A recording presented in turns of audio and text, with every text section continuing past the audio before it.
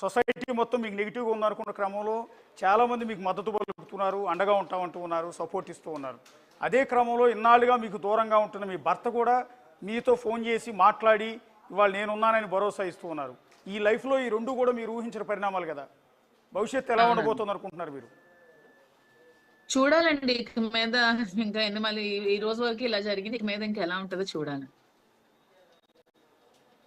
అంటే స్టిల్ ఈ నిమిషం వరకు వాణి, దువ్వాడ వాణి, ఆమె కుమార్తె దువ్వాడ శ్రీనివాస్ ఇంటి ముందే ఉన్నారు. అదే షెడ్ కింద, రేకుల షెడ్ కింద కూర్చుని ఆమె ఎప్పటికైనా అక్కడే ఉంటదండి. ఎందుకంటే ఆమె దాహం తీరంది. ఆమె దాహం ఎప్పటికీ తీరదు. ఆమె ఎప్పటికీ అలాగే ఉంటది. ఆమెకి ఎన్ని కోట్లు ఇచ్చినా, ఎంత అవకాశాలు ఇచ్చినా ఆమె దాహం ఎప్పటికీ తీరదు. ఆమె ఎప్పటికీ అలాగే ఉంటుంది. ఆమె లైఫ్ కూడా ఇంక రోడ్డు మీద ఉంటది, అలాగే ఉంటది. ఆల్రెడీ రోడ్డు మీద ఉంది, రోడ్డు మీద తెచ్చేసింది, ఇంకా రోడ్డు మీద ఉంటది కూడా. దువ్వాడ శ్రీనివాస్ కూడా ఆ డిమాండ్స్ కూడా మీరు చూస్తే ఉంటారు కదా, అంతా ఫైనాన్షియల్ డిమాండ్స్. పబ్లిక్ కూడా తెలుసుకున్నారు ఎవరేంటో అని.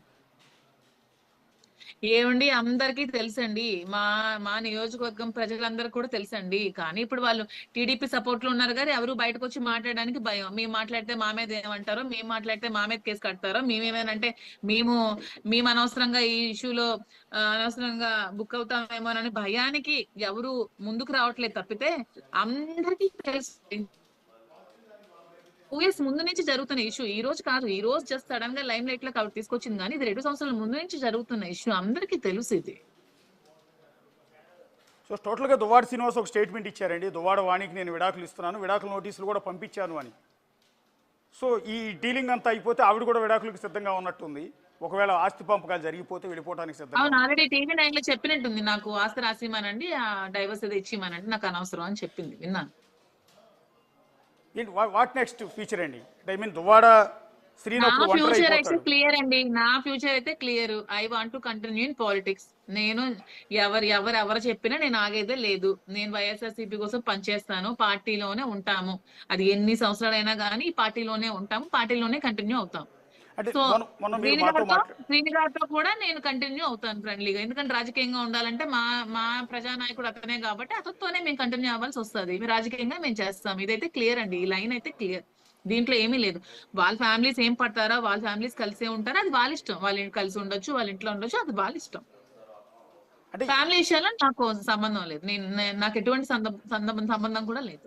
అంటే ఈ వివాదం కారణంగా మీకు దూరం అయ్యాడు అనుకున్న భర్త దివ్యల మహేష్ గారు ఇవాళ మీకు దగ్గర అయ్యారండి. అయినా కూడా ఇంకా దువ్వాడ శ్రీనివాస్ గారితో మీరు ఇంకా కంటిన్యూ అవుతానంటున్నారు. ఏమిటి, శ్రీనివాస్ రాజకీయంగా కంటిన్యూ అవుతామంటున్నానండి. మీరు ఇదే అపార్థం చేసుకుంటున్నారు. మీరు అపార్థం చేసుకొని మీరు కూడా బ్యాడ్ గా చూపిస్తున్నారు. దువ్వాడ శ్రీనివాస్ గారితో రాజకీయంగా కంటిన్యూ అవుతాం. రాజకీయంగా కంటిన్యూ అవుతారు. ఓకే. చివరిగా ఒక మాట మాధురి గారు, ఒక మాట. అంటే గతంలో మీకు ఎంపీ టికెట్ గురించి కొంత డిస్కషన్ కూడా జరిగింది, కొంత మీకు ఇస్తారన్న ప్రచారం కూడా కొంత జరిగిన నేపథ్యంలో భవిష్యత్తులో అంటే వచ్చే ఎన్నికల్లో మళ్ళీ మీరు పోటీ చేయబోతున్నారా? పోటీ చేసే అవకాశం వస్తే? ఏమో, దేవుడు అవకాశం ఇస్తే, జగన్ అన్న అవకాశం ఇస్తే పోటీ చేస్తానేమో, దాంట్లో తప్పే ఉందండి. ఇప్పుడు కొంచెం వచ్చిన కొత్త నాయకులు ఏమైనా ఇదేంటమ్మా స్పెషల్ గా పుట్టారా? అందరూ ఇక్కడి నుంచి వస్తారు. రాజకీయాలు మొదటి ఓనమాల నుంచి స్టార్ట్ చేస్తాము, పబ్లిక్ లోనే ఉంటాము, పబ్లిక్ ఎలాగా సెర్చ్ చేస్తాను. నేను ముందు నుంచి నేను పబ్లిక్ లో ఉన్నాను, ముందు నుంచి నేను పబ్లిక్ సర్వీస్ చేయడం నాకు అలవాటు. నేను అందులోనే ఉన్నాను కాబట్టి నాకు ఇంకా ఈజీ అవుతుంది. నేను జనాలకి ఎప్పుడు దగ్గరగా ఉంటాను కాబట్టి ఇంకా ఈజీ అవుతుంది.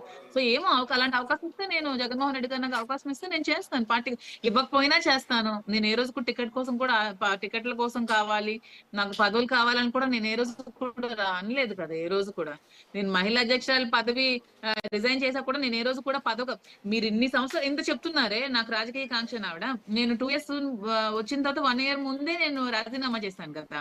మరి నిజంగా నాకు శ్రీని గారికి నిజంగా ఇలా ఆవిడ అన్నట్టు ఇల్లీగల్ కాంటాక్ట్ ఉంటే మరి నేను రాజకీయంగా ఆల్రెడీ నేను వెళ్ళి ఏదైనా పోర్ట్ఫోలియో తెచ్చుకోగలను కదా, నేను రాజకీయంగా ఉండగలను కదా నేను. మరి ఎందుకు లేను? ఎందుకంటే అవన్నీ ఫేక్. ఆవిడ చెప్పినవన్నీ మాటలన్నీ అబద్ధాలు. ఏ రోజు కూడా నేను రాజకీయంగా ఇలా రావాలి అలా రావాలని లేదు. సర్వీస్ చేయాలి, జగన్ అన్నకి సపోర్ట్ చేయాలి, మా టెక్కల నుంచి మన టెక్కల నియోజకవర్గం గెలవాలి. ఎలాగైనా సరే నేను జగన్ దగ్గరికి వెళ్ళినప్పుడు కూడా జగనానికి ఇదే మాట చెప్పాను, అన్న నేను టెక్కలు గెలిపించుకొని మళ్ళీ నీ దగ్గరికి వస్తానని చెప్పాను. కానీ మా దురదృష్టం పార్టీ మళ్ళీ రాలేదు. మళ్ళీ నెక్స్ట్ మేమే వస్తాం. అంటే మళ్ళీ వచ్చే ఎన్నికల్లో ఇప్పుడున్న ఈ పరిస్థితుల నేపథ్యంలో ఇన్ని వివాదాల తర్వాత దువ్వాడ సీని గారు మళ్ళీ ఎమ్మెల్యేగా పోటీ చేసే అవకాశాలు చాలా తక్కువగా కనిపిస్తున్నాయి. పార్టీ కూడా టికెట్ ఇస్తుందో లేదో. ఎందుకండి తక్కువగా కనిపిస్తున్నాయి? ఇప్పుడున్న సో కాల్ నాయకులకి ఎవరికైనా ఏ ఫ్యామిలీ ఇష్యూస్ లేవా? ఏ ఫ్యామిలీ ప్రాబ్లమ్స్ లేవా? ఎవరికి 2-3 వైఫ్స్ లేరా? ఈ రాజకీయాలకు దూరం అనే మాట మీరు అనకండి. ఈ రాజకీయాలు వేరు, ఫ్యామిలీ లైఫ్ వేరు. ప్రతి ఒక్కరికి ఫ్యామిలీలో డిస్టర్బెన్సెస్ ఉంటాయి, ప్రతి ఒక్కరికి బ్యాక్ హోల్స్ ఉంటాయి, ప్రతి ఒక్కరికి ఏవో ఒకటి ఉంటాయండి. మొన్నటి వరకు మన చంద్రబాబు నాయుడు గారు కూడా ఎన్నో కామెంట్స్ చేశారండి వాళ్ళ ఫ్యామిలీస్ కి, వైఫ్స్ కి అసెంబ్లీ సాక్షిగా. అతను ఆ రోజు ఏడ్చారు కూడా అసెంబ్లీ నుంచి వెళ్ళిపోయారు కూడా. కానీ ఈ రోజు సీఎం సీట్ లోకి వచ్చారు. ఫ్యామిలీకి పాలిటిక్స్ కి ఎప్పుడు సంబంధం పెట్టుకోండి. ప్రజానాయకుడు ప్రజలతో ఎలా ఉన్నాడు, ప్రజలకి ఏం చేస్తున్నాడు, ప్రజల క్షేమం తెలుసుకుంటున్నాడా లేదా, ప్రజలకు సంక్షేమం జరుగుతుందా లేదా తెలుసుకుంటున్నాడా లేదా అని చూసేవాడే ప్రజానాయకుడు. కానీ ఫ్యామిలీ లైఫ్ ని, పొలిటికల్ లైఫ్ ని ఎప్పుడు కూడా కంపేర్ చేయకూడదు. సో ఆ మాటలు మీరు అసలు అనకండి. ఫ్యామిలీ లైఫ్ ని, పొలిటికల్ లైఫ్ ని ఎప్పుడు కంపేర్ చేయకండి. అతను ఎప్పుడు ఒక నాయకుడే, ప్రజల్లో ఉండే నాయకుడు దువ్వాడ శ్రీనివాస్ ప్రజల్లోనే ఉంటాడు అతను. అది ఎప్పటికీ పోదు. ఇప్పుడు కూడా మా ప్రజలందరూ ఏడుస్తున్నారు. అతనికి ఎంత కష్టం వచ్చిందే, ఈవిడ వల్ల ఎంత కష్టం కలుగుతుంది, అయ్యయ్యో అని బాధపడుతున్నారు అందరూ. తప్పితే ఎవరు కూడా యాంటీగా లేరు అతని మీద. ఒకవేళ ఈ పరిస్థితుల నేపథ్యంలో రాజకీయాల మీద విరక్తి పుట్టి ఆయన తప్పుకుంటే, దివ్యల మాధురి గారు టెక్కలి నుంచి కాదు మేడం, ఒక్క నిమిషం కంటిన్యూ చేయండి. టెక్కలి నుంచి ఇన్ కేసు జరిగితే టెక్కలి నియోజకవర్గం నుంచి వైసీపీ తరఫున దివ్యల మాధురి గారు ఎమ్మెల్యేగా పోటీ చేసే అవకాశం ఉంటుందా? ఇది ఊహాతీతం. నేను శ్రీని గారిని అభిమానించే వ్యక్తిగా, శ్రీని గారి గురించి నేను దగ్గరగా ఉండి తెలుసుకున్న విషయాలకు అనుగుణంగా అతను ఎప్పుడు రాజకీయాల నుంచి దూరంగా ఉండరు.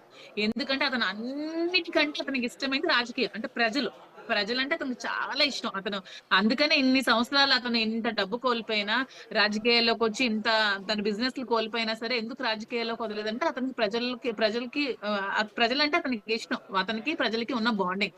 సో అతను ఎప్పుడు ఆ విషయంలో బ్యాక్ స్టెప్ రారు. మేము కూడా రాకూడదనే కోరుకుంటాను. నేను ఎప్పుడు శ్రీని గారి మీద యాంటీగా వెళ్ళను. శ్రీని గారే ఎప్పటికైనా మాకు ఎమ్మెల్యే. అది కాకుండా ఇంకేమైనా పోర్ట్ఫోలియో అయితే చేయడానికి నేను రెడీగా ఉంటాను. కానీ శ్రీని గారి మీద ఎప్పుడు యాంటీగా చేయడానికి కానీ, శ్రీని గారి మీద నేను ఇచ్చేయడానికి నేను ఎప్పుడు రెడీగా ఉండను. నాకు అది ఇష్టం ఉండదు కూడా. అయితే ఒకటి చిన్న, ఇందాక మీరు అన్నారండి పార్టీ నుంచి మీకు ఇంతవరకు ఎందుకు సపోర్ట్ లేదు అంటే ఇది వ్యక్తిగతమైన వ్యవహారం అని. కానీ ఎంత వ్యక్తిగతమైన వ్యవహారం అయినా దువ్వాడ సీని గారు ఈరోజు కన్నీళ్లు పెడుతున్నారు.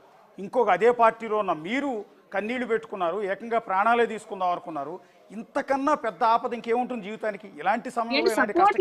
చెప్పారండి, సపోర్ట్ చేశారండి, వాళ్ళు సపోర్ట్ చేశారు, వాళ్ళు స్ట్రాంగ్ గా ఉన్నామన్నారు. కానీ పర్సనల్ లైఫ్ ని బయటకు వచ్చి ఎవరు కూడా మాట్లాడలేరు. అది పర్సనల్ లైఫ్ మీరే తేల్చుకోవాలని చెప్తారు. మాకు మేమే తేల్చుకోవాలి పర్సనల్ లైఫ్ అని చెప్తారు.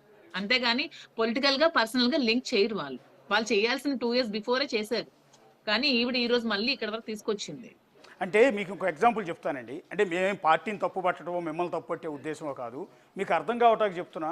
ఇవాళ విజయవాడలో మాజీ మంత్రి జోగి రమేష్ కొడుకు మీద ఒక భూమికి సంబంధించిన వివాదాలు, భూమిని అమ్ముకున్నాడు అగ్రిగోల్డ్ భూములు అనే కారణంతో అతని కొడుకుని పోలీసులు అరెస్ట్ చేస్తే ఎంటైర్ పార్టీ, మాజీ మంత్రులు అందరూ, మేరుగు నాగార్జున దగ్గర నుంచి పేరు నాని దగ్గర నుంచి అందరు లీడర్లంతా ఆయన ఇంటి దగ్గర క్యూ కట్టారు. ఒకళ్ళు మీడియా ముందు మాట్లాడుతున్నారు, అంత అన్నారు ఇంత అన్నారు, ఇది ప్రభుత్వ కుట్ర అంటూ ఉన్నారు, విమర్శలు చేస్తున్నారు, దాడి చేస్తూ ఉన్నారు. కానీ ఇంత చేసిన వాళ్ళు, ఆయన కొడుకు అంత కష్టం వస్తే ఇంత అండగా నిలిచిన పార్టీ నాయకులు మీ విషయంలో ఎందుకు రావట్లేదు అని. ఇది వ్యక్తిగతమైన శ్రీను గారు కూడా ఇప్పుడు టీడీపీ వాళ్ళు ఏమైనా అతనికి ఇప్పుడు పోర్ట్లో వ్యవహారాలు కానీ, లేకపోతే కాంట్రాక్ట్ విషయాల్లో కానీ, లేకపోతే క్వారీ విషయాల్లో కానీ ఇతనికి ఏవైనా రాజకీయంగా ఇబ్బందులు పెడితే ఇప్పటికీ జగన్మోహన్ రెడ్డి గారు వచ్చి శ్రీని గారు పక్కనే నిల్చుంటారు. కానీ ఫ్యామిలీ విషయాల్లో కూడా ఏ నాయకుడు కూడా ఎప్పుడు వేలు పెట్టడు. అది పద్ధతి కాదు. ఎవరైనా మీరు ఎక్కడైనా చూసుకోండి, భార్యాభర్తల విషయాల్లో ఏ నాయకుడు కూడా ముందుకు రాడు. అది ఎవరు హర్షించదగ్గ విషయం కాదు. ఇంకేమైనా ప్రాబ్లం వస్తే, శ్రీని గారికి ఇప్పుడు ఏదైనా ప్రాబ్లం వస్తే ఖచ్చితంగా జగన్మోహన్ రెడ్డి మిగతా సభ్యులందరూ కూడా వచ్చి ఆ పక్కనే, శ్రీని గారి పక్కనే నిల్చుంటారు, ఖచ్చితంగా నిల్చుంటారు. కానీ ఈ విషయాలు చాలా గలీజ్ విషయాలు ఆవిడ చేస్తున్నవన్నీ. ఎంత చెత్త విషయాలకి ఎవరైనా వస్తారా? ఆవిడ గురించి అందరికీ తెలుసు కాబట్టి లైట్ తీసుకున్నారు. కాదండి, ఆవిడ గలీజు వ్యవహారాలే చేస్తుండొచ్చు, గలీజ్ ఆరోపణలు చేస్తుండొచ్చు, తప్పుడు పని అయి ఉండొచ్చు. కానీ విక్టిమ్స్ మీరు కదా, మీ కోణంలో చూస్తే మీరు ఒక నాకు సపోర్ట్ చేశారండి, నాకు సపోర్ట్ చేశారు కాబట్టి నేను ఈ రోజు ధైర్యంగా దృఢంగా మీ ముందు ఉన్నాను. సో శ్రీని గారికి అది వైఫ్ అండ్ హస్బెండ్ విషయం కాబట్టి వాళ్ళు డైరెక్ట్ గా ఇంటర్ఫీర్ అవ్వరు. ఇంకేదైనా ప్రాబ్లం వస్తే ఖచ్చితంగా ఉంటారు. నాకైతే